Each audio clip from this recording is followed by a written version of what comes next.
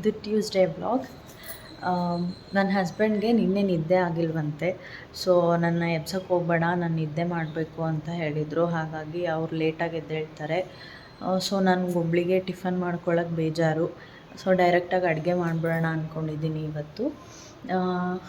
Direct ಅಡುಗೆ ಅಂದಾಗ ಚಪಾತಿ ಬಕ್ರಿ ಏನಾದರೂ ಇರಲೇಬೇಕು ನಮ್ಮ ಮನೆಯಲ್ಲಿ. ಸೊ ಚಪಾತಿ, ಸೋಯಾ ಚಂಕ್ಸ್ ಕರಿ, ಅನ್ನ ಸಾರು ಮಾಡೋಣ ಅಂದ್ಕೊಂಡಿದ್ದೀನಿ. ಸೊ ಬನ್ನಿ ಸೋಯಾ ಚಂಕ್ಸ್ ಕರಿ ಮಾಡೋದು ಹೇಗೆ ಅಂತ ನೋಡೋಣ.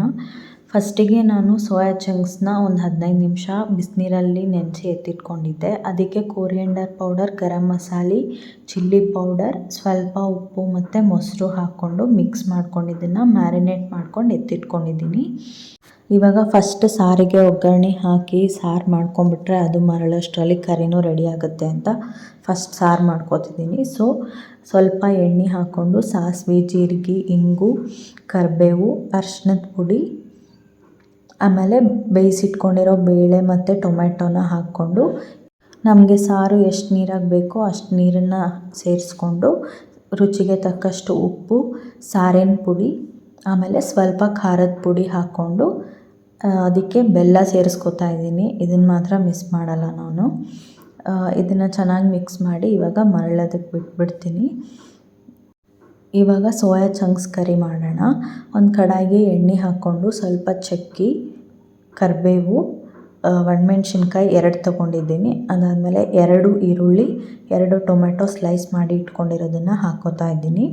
ಇದನ್ನು ಚೆನ್ನಾಗಿ ಫ್ರೈ ಮಾಡ್ಕೋಬೇಕು. ಇದಕ್ಕೆ ಸ್ವಲ್ಪ ಅರಿಶಿನದ ಪುಡಿ, ಆಮೇಲೆ ಕೊರಿಯಂಡರ್ ಪೌಡರ್ ಮತ್ತು garam masala, ginger garlic paste, ಸ್ವಲ್ಪ ಕಸೂರಿ ಮೇಥಿ ಹಾಕ್ಕೊಂಡು ಇದು ಕಲರ್ ಚೇಂಜ್ ಆಗೋವರೆಗೂ ಫ್ರೈ ಮಾಡಿಕೊಂಡು ಇದು ಕೂಲ್ ಆದಮೇಲೆ ಪೇಸ್ಟ್ ಮಾಡಿಕೊಂಡು ಎತ್ತಿಟ್ಕೋಬೇಕು. ಅಷ್ಟರಲ್ಲಿ ನಮ್ಮ ಮನೆಯವರು ಎದ್ದು ಫ್ರೆಶ್ ಅಪ್ ಆಗಿದ್ರು. ಸೊ ಇಬ್ಬರು ಟೀ ಕುಡಿದ್ರಾಯ್ತು ಅಂತ ಟೀ ರೆಡಿ ಮಾಡಿದೆ.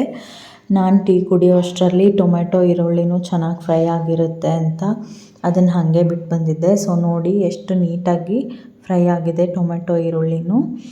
ಸಾರೂ ರೆಡಿ ಆಗಿತ್ತು. ಸೊ ಅದನ್ನು ಸೈಡಿಗೆ ತೆಗೆದಿಟ್ಕೋತಾ ಇದ್ದೀನಿ.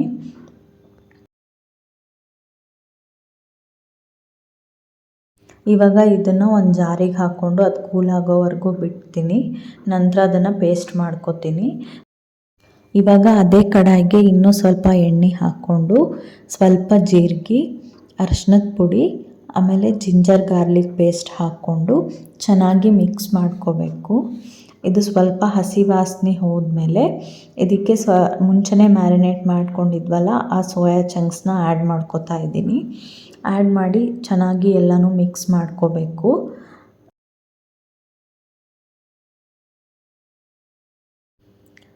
ಇವಾಗ ಇದಕ್ಕೆ ಸ್ವಲ್ಪ ಮತ್ತು ಗರಂ ಮಸಾಲೆ, ಕೊರಿಯಂಡರ್ ಪೌಡರ್, ಆಮೇಲೆ ಸ್ವಲ್ಪ ಚಿಲ್ಲಿ ಪೌಡರ್ನ ಹಾಕ್ಕೋಬೇಕು.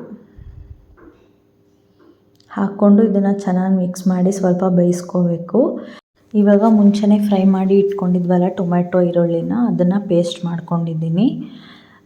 ಸೊ ನೋಡಿ ಈ ಥರ ಸಾಫ್ಟಾಗಿ ಆಗಬೇಕು. ಇದನ್ನು ಆ್ಯಡ್ ಮಾಡ್ಕೋತಾ ಇದ್ದೀನಿ ಇವಾಗ ಎಲ್ಲನೂ ಚೆನ್ನಾಗಿ ಮಿಕ್ಸ್ ಮಾಡಿಕೊಂಡು ಈ ಟೈಮಲ್ಲಿ ಏನಾದರೂ ನಿಮಗೆ ಉಪ್ಪು ಕಡಿಮೆ ಇದೆ ಅಂತ ಅನಿಸಿದ್ರೆ ನೋಡಿಕೊಂಡು ಸ್ವಲ್ಪ ಉಪ್ಪು ಹಾಕ್ಕೋಬೋದು. ಅದಾದಮೇಲೆ ಸ್ವಲ್ಪ ಕಸೂರಿ ಮೇಥಿ ಹಾಕ್ಕೊಂಡು ಚೆನ್ನಾಗಿ ಮಿಕ್ಸ್ ಮಾಡಿಕೊಂಡು ಒಂದು 2 ಮಿನಿಟ್ಸ್ ಬಾಯ್ಲ್ ಮಾಡಿಕೊಂಡ್ರೆ ಮುಗೀತು. ಸೋಯಾ ಚಂಕ್ಸ್ ಕರಿ ರೆಡಿ ಆಗಿಬಿಡುತ್ತೆ. ಸೊ ಕರಿ ಹೆಂಗೂ ಆಗೋಗುತ್ತೆ. ಇನ್ನು ಚಪಾತಿನೂ ಮಾಡ್ಕೊಂಬಿಡೋಣ ಅಂತ ಇವಾಗ ಚಪಾತಿ ಮಾಡ್ತಾಯಿದ್ದೀನಿ. ನಮ್ಮಿಬ್ಬರಿಗೆ 4 ರಿಂದ 6 ಚಪಾತಿ ಆದರೆ ಅದೇ ತುಂಬ ಅನಿಸುತ್ತೆ. ಸೊ ನಾನು 6 ಚಪಾತಿ ಮಾಡ್ತೀನಿ ಮ್ಯಾಕ್ಸಿಮಮ್ಮು. ಫಸ್ಟಿಗೆಲ್ಲ ತುಂಬ ಮಾಡ್ತಿದ್ದೆ. ಅಂದರೆ ಒಂದು 10 ರಿಂದ 12 ಮಾಡ್ತಿದ್ದೆ. ನೈಟಿಗೆ ಉಳಿತಿತ್ತು, ನೆಕ್ಸ್ಟ್ ಡೇಗೂ ಉಳಿತಿತ್ತು. ಬಟ್ ಇತ್ತೀಚೆಗೆ ಕರೆಕ್ಟಾಗಿ 4 ರಿಂದ 6 ಮಾಡೋದು ಸ್ಟಾರ್ಟ್ ಮಾಡಿದ್ದೀನಿ. ಅಂದರೆ ಯಾವಾಗ ಬೇಕು ಅವಾಗ ಬಿಸಿಯಾಗಿ ಮಾಡ್ಕೊಂಡು ತಿನ್ಬೋದು. ಸುಮ್ಮನೆ ಜಾಸ್ತಿ ಮಾಡಿ ಅದು ಆ ಕಡೆ ಚೆಲ್ಲಕ್ಕೂ ಆಗದೆ ಬಿಡೋಕ್ಕೂ ಆಗದೆ ಮತ್ತೆ ಅದೇ ತಿನ್ನೋಂಗೆ ಆಗುತ್ತಲ್ಲ. ಸೊ ಎಷ್ಟು ಬೇಕೋ ಅಷ್ಟು ಮಾಡ್ಕೊಳ್ಳೋದು ಬೆಸ್ಟ್ ಅಲ್ವಾ. ಸೊ 6 ಚಪಾತಿ ಮಾಡ್ತಿದ್ದೀನಿ ಅಷ್ಟೇ ಇವಾಗ. ಸೊ ಚಪಾತಿನೂ ಬಿಸಿ ಬಿಸಿಯಾಗಿ ಎಲ್ಲ ರೆಡಿ ಆಯಿತು. ನಂದು ಅಡುಗೆ ಕೆಲಸ ಎಲ್ಲ ಮುಗಿಯೋಷ್ಟರಲ್ಲಿ ನನ್ನ ಮಗ ಒಂದು ರೌಂಡ್ ಮಲ್ಕೊಂಡಿದ್ದ. ಸೊ ಅದಕ್ಕೆ ಅವನ ಜೊತೆ ಸ್ವಲ್ಪ ಹೊತ್ತು ಆಟಾಡ್ತಾ ಕೂತಿದ್ದೆ. ಚಿಕ್ಕ ಮಕ್ಕಳು ಅದೇನೋ ಒಂಥರ ಚಂದ. ಏನಾದರೂ ಹೊಸದಾಗಿ ಅದೇ ಫಸ್ಟ್ ಟೈಮ್ ಮಾಡಿದ್ದಾರೆ ಅಂದರೆ ಏನೋ ದೊಡ್ಡ ಸಾಧನೆ ಮಾಡಿರೋ ಥರ ಎಕ್ಸ್ಪ್ರೆಷನ್ ಕೊಡ್ತಿರ್ತಾರೆ. ನನ್ನ ಮಗ ಅಂತೂ ಫುಲ್ ಡ್ರಾಮಾ ಕಿಂಗ್ ಆ ವಿಷಯದಲ್ಲಿ. ನೋಡೋಕೆ ಒಂಥರ ಚೆನ್ನಾಗಿರುತ್ತೆ.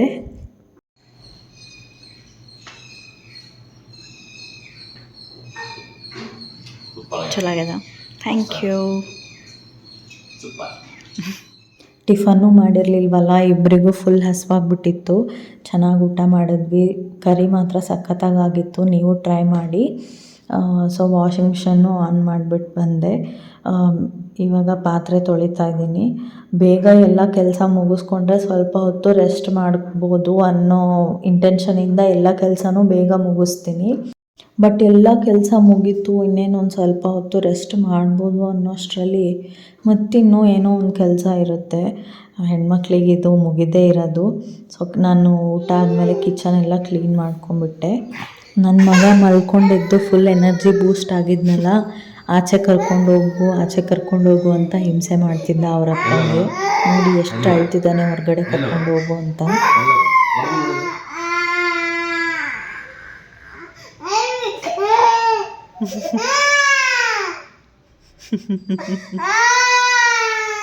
ಟಾಟಾ ತರ್ವಾ.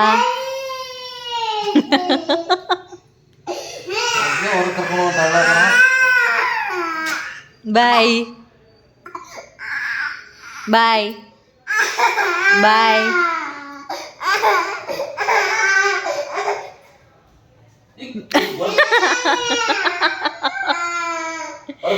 ಬಾಯ್.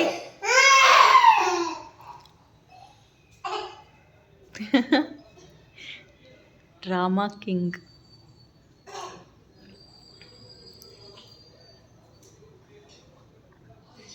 ಫೈನಲಿ ನನ್ನ ಮಗನ ಪ್ಲ್ಯಾನ್ ಸಕ್ಸಸ್ ಆಯಿತು.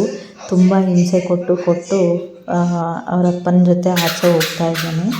ಬೆಂಗಳೂರಲ್ಲಿ ಕ್ಲೈಮೇಟ್ ತುಂಬ ತಂಪಿದೆ. ಸೊ ಅವನ್ನ ಫುಲ್ ಪ್ಯಾಕ್ ಮಾಡಿನೇ ಕರ್ಕೊಂಡು ಹೋಗೋದು ಎಲ್ಲಿ ಹೊರಗಡೆ ಹೋದ್ರೂ. ಸೊ ರೆಡಿಯಾಗಿ ನಿಂತಿದ್ದಾನೆ ನನ್ನ ಮಗ ಆಚೆ ಹೋಗೋಕ್ಕೆ ಫುಲ್ ಎಕ್ಸೈಟ್ಮೆಂಟಲ್ಲಿ. ಟಾಟಾ.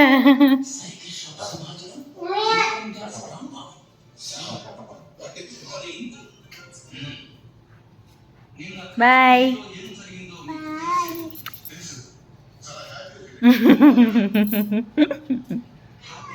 ಆಚೆ ಹೋಗಿ ಬಂದಮೇಲೆ ನನ್ನ ಮಗ ನನ್ನ ಅಬ್ಸರ್ವೇ ಮಾಡಿಲ್ಲ. ಸಡನ್ಲಿ ನೆನಪಾಗಿ ನನ್ನ ಹುಡ್ಕಕ್ಕೆ ಸ್ಟಾರ್ಟ್ ಮಾಡ್ದ. ನೋಡಿ ಹೆಂಗೆ ಹುಡುಕ್ತಿದ್ದಾನೆ ನನ್ನ.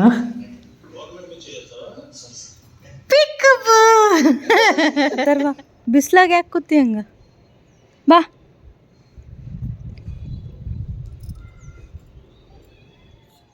ಆವಾಗಲೇ ಹೇಳಿದ್ನಲ್ಲ ನಿಮಗೆ, ಎಲ್ಲ ಕೆಲಸ ಬೇಗ ಮುಗಿಸಿ ಸ್ವಲ್ಪ ರೆಸ್ಟ್ ಮಾಡೋಣ ಅಂದ್ಕೊಂಡು ಮುಗಿಸ್ತೀನಿ. ಬಟ್ ಏನೋ ಒಂದು ಕೆಲಸ ಬರುತ್ತೆ ಅಂತ.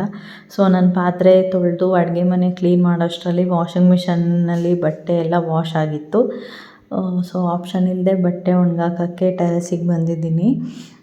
ನನ್ನ ಮಗ ಆ್ಯಕ್ಚುಲಿ ಬಟ್ಟೆ ಒಣಗಾಕಬೇಕಾದ್ರೆ ಬಟ್ಟೆ ತಂದುಕೊಡೋದು, ಕ್ಲಿಪ್ಸ್ ತಂದುಕೊಡೋದು ಎಲ್ಲ ಹೆಲ್ಪ್ ಮಾಡ್ತಾನೆ.